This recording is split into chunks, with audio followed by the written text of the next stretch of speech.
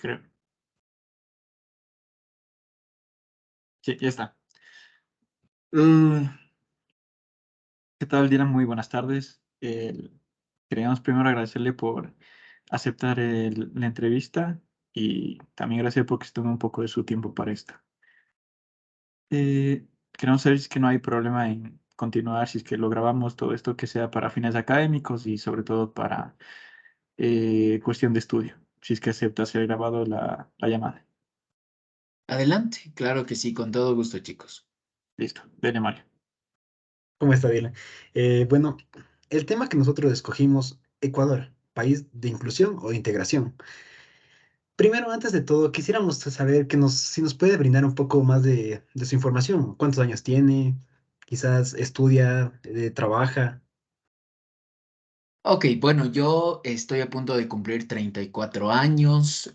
Actualmente trabajo en la Universidad de las Américas como profesor de tiempo completo de la Escuela de Psicología y Educación y también soy el coordinador del Diplomado de Estimulación Temprana y Oportuna en la misma universidad. Trabajo en otra universidad también como profesor de pedagogía y pues también en mi consulta privada en el ámbito pedagógico y psicopedagógico. Actualmente estoy estudiando una maestría en liderazgo educativo en la Universidad de las Américas y pues mi doctorado en la Universidad de La Coruña en el programa de discapacidad, dependencia, salud y bienestar. Uy, quizás alguna vez en esto imagino que, bueno, en todas las universidades, por sus estudios les mandan a hacer prácticas. ¿Alguna vez hizo alguna práctica en alguna institución educativa de la costa? Bueno, realmente como práctica en la costa no, pero dentro de mi formación, porque en algún momento yo estuve en un seminario religioso, dentro de mi formación pues hice un voluntariado en una fundación que atendía a abuelos o a personas adultas mayores con discapacidades. Coordiné un programa de estimulación cognitiva precisamente para esa población en Manta. Pero quizás no se le hizo un poco sofocante ir allá a la costa, así que más que todo el cambio de clima. No se le hizo difícil. Bueno, sí fue un poco difícil, sin embargo yo había pues llegado de Cuba, entenderás que Cuba era, bueno, es un país donde hay unos niveles muy altos de temperatura, entonces nada comparado a nuestra costa de Ecuador, pero sí, no, al principio fue un poquito de choque, porque, a ver, esta experiencia te estoy contando que pasaron un mes después de yo haber llegado de Cuba y, y después de haber vivido pues 4 años en Cuba, entonces me adapté nuevamente a Quito en un mes y luego terminé yéndome a la costa nuevamente. Entonces el cambio sí fue complicado, pero no fue tan fuerte tampoco. Muy claro, es verdad. Pero bueno, ahora tomando un poco en consideración esto de sus estudios, ¿nos podría explicar más o menos cómo usted define a a la discapacidad? Claro, con todo gusto. A ver, la discapacidad y desde mi lado, porque yo me manejo desde un paradigma del desarrollo biopsicosocial y desde un modelo social y desde un enfoque de la diversidad, nosotros más que tratar la discapacidad, le tratamos como diversidad funcional, reconociendo que todos los seres humanos tenemos diversidades y que la diversidad es una normatividad en todos los seres humanos. Existen seres humanos que tienen diversidad funcional o, pues, como lo llama la convención, la discapacidad. Y la discapacidad propiamente dicha es un estado, es una diversidad que tiene una persona que puede darse producto de una deficiencia, tanto corporal, anatómica, motórica, física, como lo queramos llamar, o cognitiva, ¿no es cierto? Que hace que la persona pues tenga dificultades en la participación. Sin embargo, estas dificultades van a ser subsanadas, llamémoslo así, o intervenidas gracias a los ajustes razonables y pues las adecuaciones que los diferentes entornos promocionen para que todas las personas podamos trabajar en igualdad de condiciones e igualdad y equidad de derechos, ¿verdad? Ante esa categoría, entonces, para resumir un poquito, diríamos que la discapacidad o la diversidad funcional es una diversidad de seres humanos que funcionan de manera distinta, no comúnmente como todas las personas con desarrollo neurotípico, sino pues que lo hacen de manera distinta. Y sin negar esa diversidad, pues sí, es la misma sociedad la que puede aumentar y ahí sí, la discapacidad de acuerdo a los facilitadores o barreras que tengan para su inclusión. Por eso es que la palabra discapacidad viene de dos términos, ¿no es cierto? Dis, que significa alteración o disminución, y pues la capacidad propiamente dicha, que significa lo mismo. Entonces, según la etimología, pues será la disminución o alteración de de la capacidad cuando no lo vemos desde esa manera, ¿no? Sino vemos como seres humanos que funcionan en la vida de manera distinta. Claro, y más que todo también toca tomar en cuenta esto de que la sociedad eh, previamente trataba a las personas con discapacidad, o sea, los segregaban, aparte de esto también los excluían de las actividades. Pero en la actualidad sabemos que se trata de implementar esto de la inclusión al 100%, no al 100% porque no, eh, bueno, las personas piensan que la integración es igual que la inclusión, pero en realidad no estamos haciendo eso. Entonces, con base a esto, quisiéramos saber su opinión sobre la sociedad moderna acerca de cómo podría el gobierno estructurar un ambiente para poder unificar a todas las personas y mejorar o sea, también la manera de actuar ante la inclusión. Esta es una pregunta bastante interesante, Mario, porque tendríamos varias aristas de trabajo. Primero, pues tú has hecho una excelente observación, ¿no? De que en modelos antiguos, en épocas pasadas, la exclusión y la segregación estaban muy presentes. Sin embargo, quiero contarte que en muchos países, a pesar de que nos encontramos en pleno siglo XXI, en el año 2022, pues todavía siguen estos modelos exclusores o segregantes, ¿no? Considerando que los dos modelos no son los mismos, no son sinónimos. Ante esa categoría, lo que sí me atrevería a decir, por ejemplo, es que en las ciudades pues más desarrolladas o las que estamos pues en vías de desarrollo, ha habido cambios trascendentales, sobre todo en el respeto, en el escuchar a los colectivos que han sido más vulnerados y dentro de esos colectivos pues las personas con diversidad funcional, el saber que no son seres anormales, todos somos distintos, el no mirarlos de una manera diferente, sino diversa, que es distinto. ¿No es cierto? Ha hecho que se generen diferentes reformas, tanto laborales, económicas, sociales, políticas, para la participación de las personas con discapacidad o diversidad funcional en los entornos más normalizados o naturales posibles. Sin embargo, también como sociedad nos caracteriza el hecho de que si es una normativa, yo tengo que cumplirla, ¿no es cierto? Por eso viene el cumplimiento, que significa que cumplo, pero a la vez miento y lo cumplo porque puede, detrás de una normativa, generalmente siempre hay una sanción, ¿verdad? Y sin embargo, a pesar de que existen todas estas normativas y estas sanciones, por ejemplo, te pongo un caso, una persona que quiera trabajar, una persona con diversidad funcional que quiera trabajar en una empresa, la empresa tiene la obligación de contratar bajo el código de trabajo, ¿verdad? Tan número de personas con discapacidad de acuerdo a su número de personas sin discapacidad contratadas. Perfecto. Pero las empresas generalmente buscan personas con discapacidad que tengan muy alta funcionalidad, es decir, tal vez una discapacidad física muy leve o una discapacidad sensorial muy leve, por ejemplo, la visual es la que con la que generalmente las empresas pues toman contacto. Sin embargo, ¿qué pasa cuando es una discapacidad psicosocial? O cuando es una discapacidad cognitiva. Son personas a las que la sociedad mismo no le da oportunidades a pesar de que se encuentran legisladas, ¿no es cierto?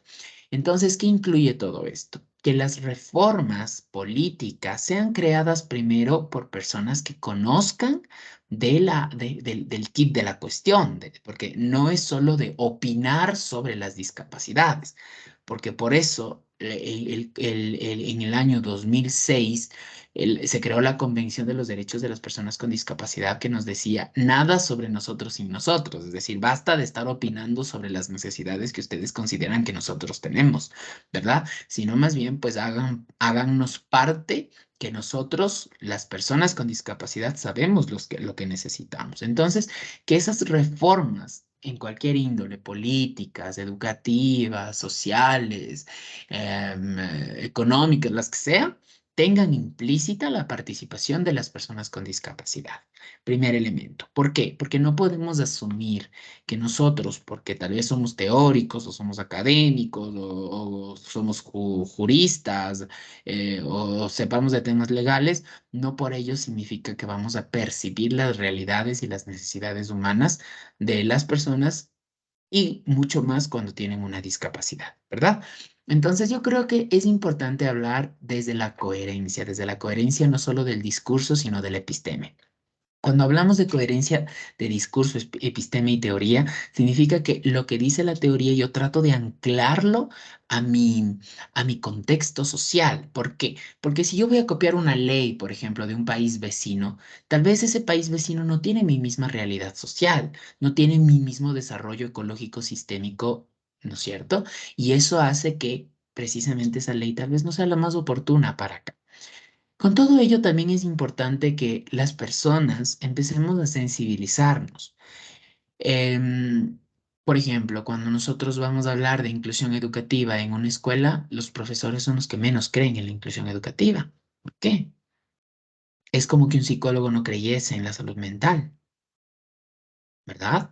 Entonces son cuestiones que nos dejan pensando cuando la educación debe ser un bien público dada para todos los seres humanos, así lo dice la Carta de los Derechos Humanos, porque cuando llegan diversidades al aula, pues no somos como empáticos para recibirlas, para darles la bienvenida y no solo buscando la presencia, sino también el aprendizaje. Entonces yo creo que es un tema mucho de sensibilización, de constructo mental, de un cambio relativamente paradigmático y el cambio paradigmático incluye un cambio de pensamiento, ¿verdad? No solo desde las autoridades que generan reformas, sino desde todos los ciudadanos de Ecuador, desde todos los ciudadanos del mundo, en el hecho de reconocer, a ver, ¿qué está pasando? ¿Por qué surgen estas cosas? E ir educando a esas nuevas generaciones, ¿verdad? A través de las más media, a través de estos canales electrónicos, a través de estas apps, a través de un montón de situaciones donde vayamos involucrando el respeto, ni siquiera la tolerancia, sino el respeto a la diversidad, la convivencia y también pues la equidad en igualdad de derechos y equidad de oportunidades. Dylan, yo tengo una pregunta. Digamos, ¿Sí? en esto de cómo se llama, del reglamento también se menciona esto de la inclusión, pero quizás nos podría mencionar alguno que otro artículo que fomente esto, o sea, que fomente la inclusión.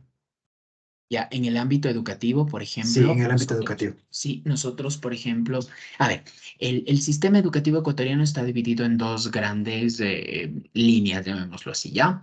El primero es de la educación general inicial y básica, que está liderada por el Ministerio de Educación y tiene su propia ley y su propio reglamento. La ley se denomina Ley Orgánica de Educación Intercultural, ¿vale?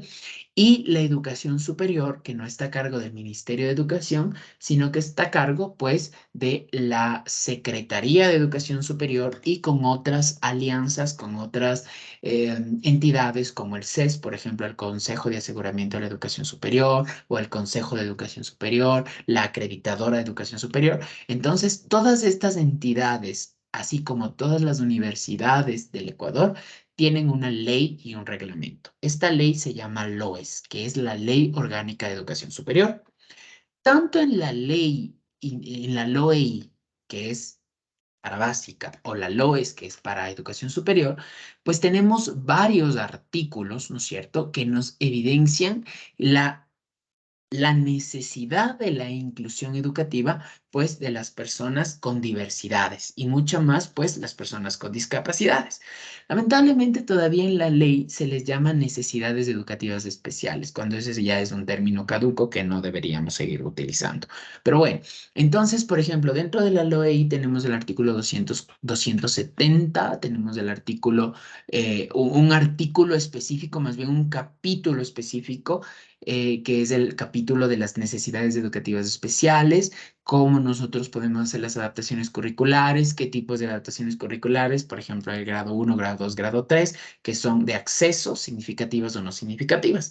Aspecto que no pasa en la LOES, por ejemplo. En la LOES tenemos artículos específicos de educación superior hacia la inclusión de las personas con necesidades educativas especiales, como lo dice, pero acá ya no se hacen adaptaciones curriculares de grado 2, por ejemplo, de grado 3. Las adaptaciones curriculares pueden ser solo de grado 1, es decir, de acceso a la información, a la educación, y de grado 2, pues podrían ser solo las que son no significativas. Es decir, no podemos hacer de grado 3 como adecuación al contenido, adecuación a los objetivos, porque ya estamos generando perfiles profesionales. Pero una pregunta, ¿cómo es? ¿Las instituciones están obligadas digamos, a manejar los distintos lenguajes que actualmente sirven para poder solventar algunas ayudas para las personas con discapacidad, como esto del braille, el lenguaje de señas? A ver, de hecho, verás, por el simple hecho de estar funcionando en el Estado ecuatoriano, todas las universidades tienen la obligación, por eso es una ley, ¿vale? Tienen la obligación de cumplir con esa ley, ¿sí? No es que, bueno, si quiero la cumplo, si no quiero no la cumplo. Es como cualquier ley, ¿no es cierto? Nosotros como ciudadanos tenemos leyes y tenemos que cumplirlas. Y no es que si yo puedo la cumplo y si no puedo no la... No, no, es mandatorio, hay que cumplirlas, ¿vale? Ahora, en educación no se llaman ayudas, ¿vale? Porque si les llamamos ayudas, podrían llamarse desde un criterio muy paternalista, asistencialista o como un favor. Y educar a una persona nunca va a ser un favor, sino que es el derecho de esa persona. Y las instituciones educativas tienen que asegurar cuatro cosas. ¿Qué cosas? Primero, la, la, ahí se me fue la palabra. A ver, primero, ya, el acceso, ¿no es cierto? Es decir, cuando la persona llega, el acceso, la permanencia, que permanezca estudiando, y el egreso, es decir, que la persona salga titulada de la universidad.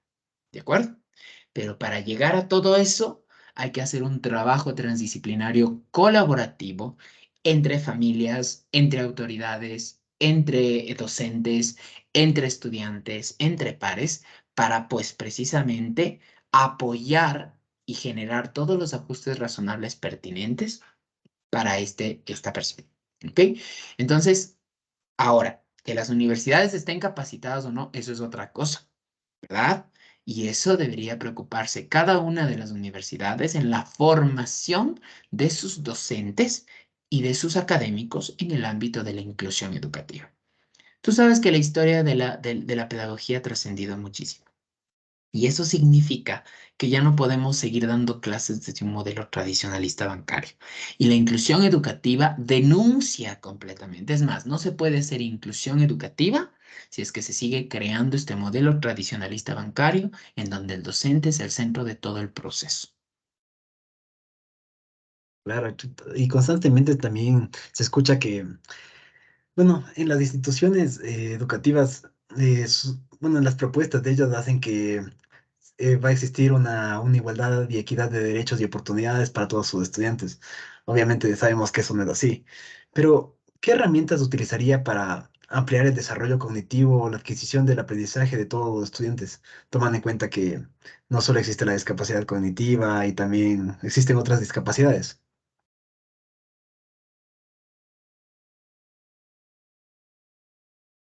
A ver, en este aspecto yo considero que es súper importante primero empezar por la sensibilización y capacitación de los docentes. En el reconocimiento y de toda la comunidad educativa, Mario, no solo los docentes, de toda la comunidad educativa, precisamente en el reconocimiento de las diversidades humanas. ¿Sabes por qué? Porque cuando hablamos de educación inclusiva pensamos que es solo una educación centrada en la persona con discapacidad y por eso tanto temor a la discapacidad intelectual, ¿verdad? Pero no es Claro. así, porque educación inclusiva también es para la persona con diversidad funcional, ay, perdón, con diversidad sexogenérica, o con diversidad racial, o con diversidad contextual, o con diversidad socioeconómica, o Religioso también. cualquier tipo de diversidad, ¿verdad? Entonces, lo importante es que si bien es cierto, y te hablo desde la educación superior, ¿vale? Que es donde estoy.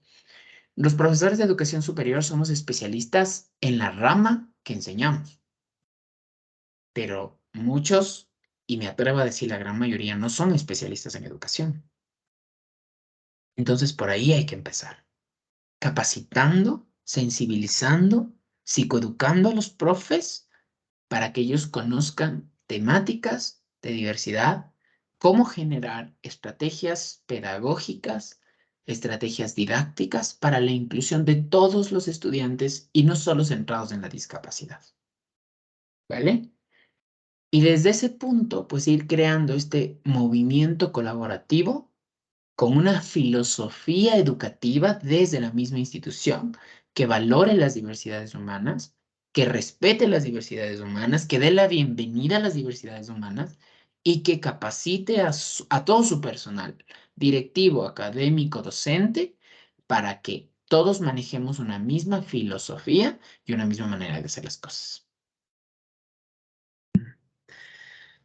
Claro, y aparte de esto también creo que eh, debería haber como por así decirlo, una clase de taller que además de generar estrategias para poder eh, solventar esto, también creo que sería como que un taller especializado en ¿cómo se llama? En ese tema que actualmente es muy conocido, actualmente, porque antes también era conocido, pero no tenía este nombre, era el bullying.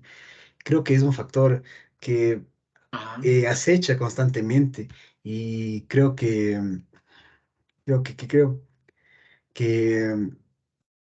ay, se me traba el cerebro, perdón. Eh, Creo que eso es un taller, deberían brindarse, aparte de, como le digo, de la implementación de las estrategias cognitivas de cada uno. sí, Eh, y puedo interrumpirte, Mario, ahora mismo, porque verás, paradójicamente en una clase de psicología educativa, estábamos viendo el tema de convivencia escolar y les decía a mis psicólogos, ¿no? Les decía, a ver, si el bullying, la violencia entre pares está tan presente, porque es algo que siempre ha habido, pero que hoy se la visibiliza es otra cosa, está tan presente. ¿Qué pasaría si tenemos a una persona que cumpla con alguna de estas diversidades que he mencionado hace un momento? Esta variable puede hacer que el bullying o el acoso escolar aumente. Y lo paradójico fue que el 100% de mis estudiantes afirmaron, dieron un asentimiento a esta afirmación y dijeron sí, efectivamente. Entonces mira cómo se relaciona el hecho de no capacitar, que yo creo que va más allá de un taller, Mario. Yo creo que es todo un programa. El no capacitar, el no sensibilizar, el no generar estos programas con toda la comunidad educativa puede generar que esto, el acoso entre pares, la violencia escolar, el maltrato académico, puede generar. Entonces, en una comunidad que está sensibilizada, que está informada, que está psicoeducada, podemos, y me atrevería a decir que podemos tener inclusive hasta menos de estos conflictos que hayan sido debidos a la discriminación, a la diversidad. Como nosotros como padres, ¿cómo deberíamos actuar si, supongamos, nuestro hijo llega a la casa con moretones o cabizbajo también? Obviamente por culpa de una agresión física de algún compañero. Nosotros como padres, bueno, yo no soy O padre. sea, bueno, o sea, en el caso hipotético de que lleguemos a ser padres. Ya, muy bien. Bueno, lo primero, a ver, lo primero hay que reconocer que ante la violencia no hay que ejercer más violencia, ¿verdad? Y dos, que la violencia no puede ser mediada. esos son dos factores importantísimos. Claro, porque desde la Entonces, infancia los padres siempre nos inculcaron de que, si es que te pegan, devuelven el puñete más duro, claro, y si ¿no? no, yo te pego a ti, ¿no? Ajá, sí. Sí, o sea, era como esa triangulación de doble vía y que todo era enfatizado en la violencia. Entonces, a ver, si tú no le pegas, te pego yo a ti. Entonces, ¿qué mensaje estamos dando? ¿Verdad? Es un mensaje violento. Y lamentablemente la sociedad se ha encargado de visibilizar esta violencia. Pero bueno, en base a tu pregunta, mi estimado Mario, Em, yo creo que los padres primero tienen que generar este momento de contención, de validar todas las emociones que el niño, la niña o el adolescente tengan, de validar su miedo, de validar su ira, de validar su dolor, de no decirles no pasó nada, ni lo típico no sea machito o regrésale, no, no, sino de validar, de reconocer y de permitirles sentir. Porque hay algo que la sociedad, y como bien lo dice un autorcísimo que habla de la modernidad líquida, las sociedades no se están permitiendo sentir. Y sentir es muy importante. Sentir las emociones que yo tengo son claves porque me humanizan. Y luego sí, como desde el Ministerio de Educación, por ejemplo, se ha creado rutas de acción o protocolos de acción ante violencia detectadas o cometidas en los sistemas educativos, exigir a la institución educativa que se siga la ruta determinada, ¿vale? Y en ese exigir también validar el hecho de que el agresor, perdón, debe tener también este acompañamiento psicológico, ¿vale? Porque un niño que está agrediendo, un adolescente que está agrediendo, está expresando, pues precisamente, una necesidad o está generando un elemento de síntoma ante una causa inminente que puede ser multicausal y que la mayoría de veces es por agresión intrafamiliar. Entonces, importantísimo que se exija la restitución de derechos y que al ser los dos, pues menores de edad, se lleven a cabo desde la pertinente legalidad el acompañamiento oportuno, pues a estos o a todas las personas implicadas en este acto. Bueno, bueno, esta pregunta que voy a hacer ahorita es una pregunta que siempre le he tenido en mi cabeza, pero la verdad, o sea, sé que puede sonar un poco fuerte, quizás, espero que no, de todo corazón. Pero, digamos, en el caso de que un niño con cualquier discapacidad sufra de bullying, ¿qué clases de sanciones recibe el victimario? Y quizás por el hecho de que la víctima tenga alguna discapacidad, el agresor llega a recibir una sanción mayor a la que está establecida por la ley. Muy bien, muchas gracias por esa pregunta. Me han hecho muchas veces esa pregunta, Mario, y es muy validada. A ver, cuando nosotros tenemos dos seres humanos que se han conflictuado independientemente de su diversidad, esa diversidad más que, estoy hablando de menores de edad, ¿no? Más que pesar la diversidad cualquiera que ésta sea, a ver, vamos a suponer que, como tú pones el ejemplo, ¿no? De un chico que sea o que tenga una parálisis física. O que tenga una discapacidad física, a eso me refería, ¿no? O pongo otro lado, ya otro ejemplo, un chico que sea homosexual. ¿Por ser homosexual o por ser una persona con discapacidad, el agresor recibe más sanción? No. ¿Vale? Porque estás vulnerando a la persona, más no a su diversidad. Lo primero que cuenta es la persona. Ahora, eso en tema de menores de edad. Pero, pero, si es que, por ejemplo, habría abuso sexual desde un adulto hacia un menor de edad y encima que este menor de edad tenga una discapacidad, no es que la condena es mayor, pero se evidencian los criterios de vulnerabilidad. Es decir, es menor de edad y encima tiene una vulnerabilidad porque el chico o la chica tiene una discapacidad, pues específicamente ahí sí ya son tratados temas legales más complejos. Honestamente, siempre pensé que, no, o sea, mi pensamiento ignorante pensaba que había una sanción extra, perdón. Bueno, y nos digamos, en el caso de que nosotros trabajemos en un DC, eh, ¿cómo podemos ayudar a un niño víctima de violencia escolar? Muy bien. El DS tiene que generar o tiene que respetar más bien las rutas de acción generadas por el Ministerio de Educación, ¿verdad? Entonces, cuando tenemos ya chicos que han sido parte de violencia escolar, tanto víctimas como victimarios, se tiene que actuar en función de lo que dice la normativa, que precisamente es la restitución de derechos y sobre todo la posibilidad de generar espacios educativos, pues desde la convivencia armónica y la paz.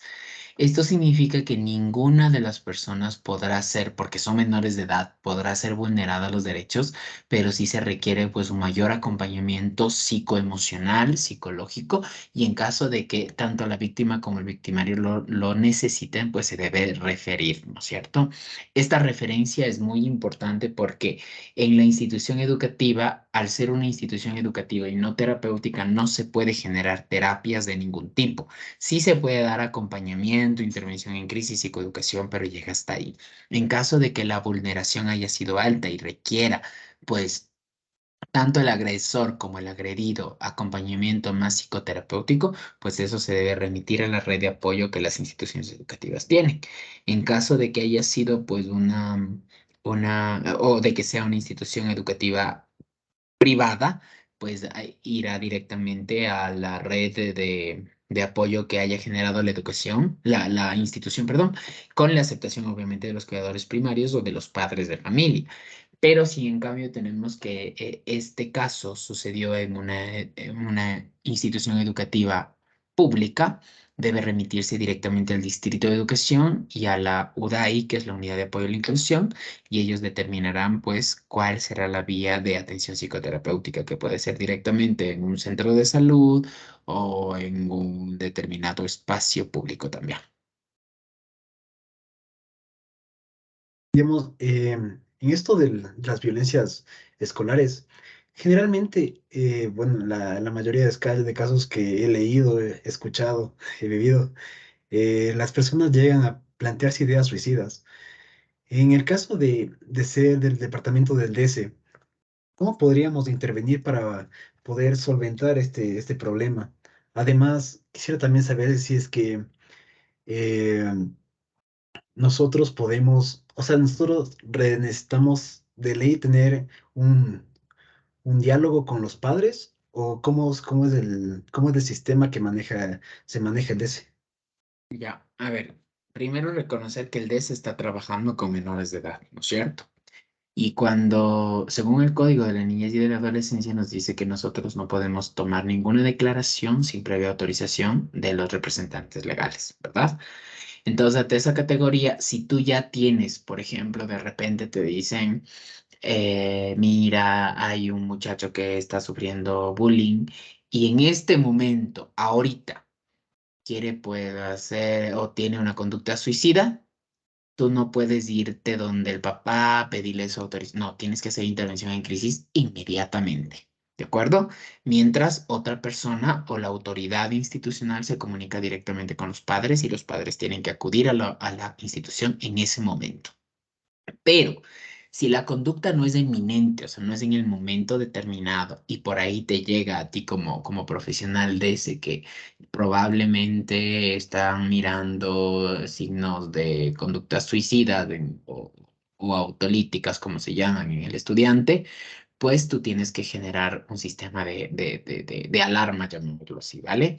Entonces tienes que comentar primero con los papás, porque tú no puedes trabajar solo desde la institución educativa. Recuerda que los adolescentes y los niños pasan mucho más en casa y con las familias son donde necesitan pues mayor apoyo. Entonces, comentar esta situación, comentar lo que a ti te ha llegado, activar una ruta de acción en caso de que el estudiante sea víctima de algún tipo de violencia y pues generar intervención en crisis, psicoeducación y mandar a psicoterapia o evaluación primero, evaluación psicológica. Tú en el DS no puedes hacer evaluación psicológica porque no eres un centro terapéutico. Y también pues hablar con la primera autoridad educativa para que se emita una señal de alerta en el distrito educativo. Muchas veces los padres pues consideran que estas cosas son exageraciones de los psicólogos o de los profesionales de la salud, ¿no? O de los profesionales de ese, en este caso. Pues no. No se le puede tomar como una exageración y pues algunos padres no quieren acudir a elementos psicológicos o psicoterapéuticos externos. Entonces, pues, el momento en que se determina esto al distrito educativo, pues en ese momento ya hay una obligatoriedad de los papás a acudir a este tipo de servicios para salvaguardar la vida en caso de que esté en peligro del estudiante, porque recuerda que todo es presuntivo, ¿ok? Ok, Dylan. Bueno, creo que esas son las preguntas que teníamos planeadas. Ha sido un placer haber conversado contigo y espero que en el futuro nos pueda ayudar otra vez y poder vernos también. Muchas gracias por todo. Bueno, que les vaya muy bien entonces. Ha sido un gusto, un placer, pues, el poder ayudarles con esta entrevista y pues bueno, estaremos viéndonos en un futuro también, ¿ok? Que tengan Gracias, una Dylan. buena tarde.